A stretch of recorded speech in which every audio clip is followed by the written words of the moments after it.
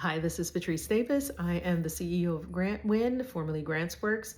So you probably heard by now that the Office of Management and Budget has released proposed changes to uniform guidance. So if you're wondering what is uniform guidance, it is basically the guidance that all federal grantees have to follow. And if you're wondering, well, what does this have to do with you? I just want to make sure you're aware that, federal grants are awarded to all kinds of organizations around the country. So that's libraries, museums, hospitals, health centers, nonprofit organizations, community colleges, universities, school districts, local and state governments, and I think you get the picture. So this will impact the number of organizations that get federal grants, and even the types of organizations that get federal grants.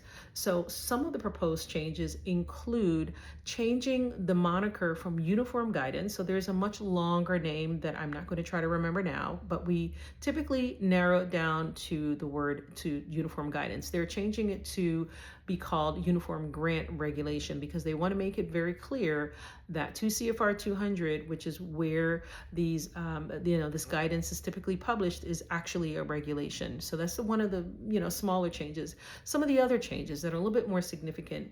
Number two, they are going to be requiring recipients and subrecipients of federal grants to verify employment eligibility in E-Verify. That also applies to grant-funded contractors.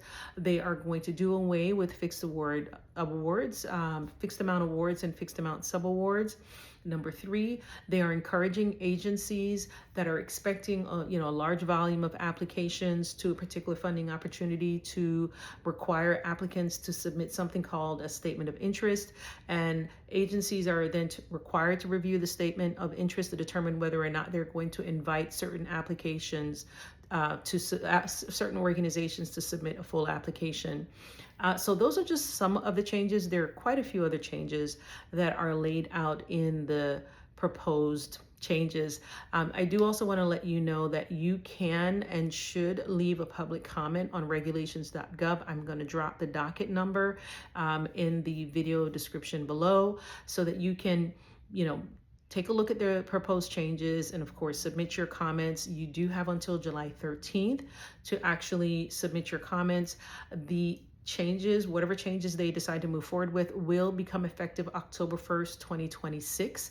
So this is another reason why it's important that you at least know what's happening, know what may be changing, and highly recommend that you read or review as much of the changes as much as possible. By the way, it's over 400 pages, so just want to give you a heads up about that as well. I will be sharing much more information about the changes that have been proposed and how they'll impact grantees. So I ask that you stick around and keep following me right here.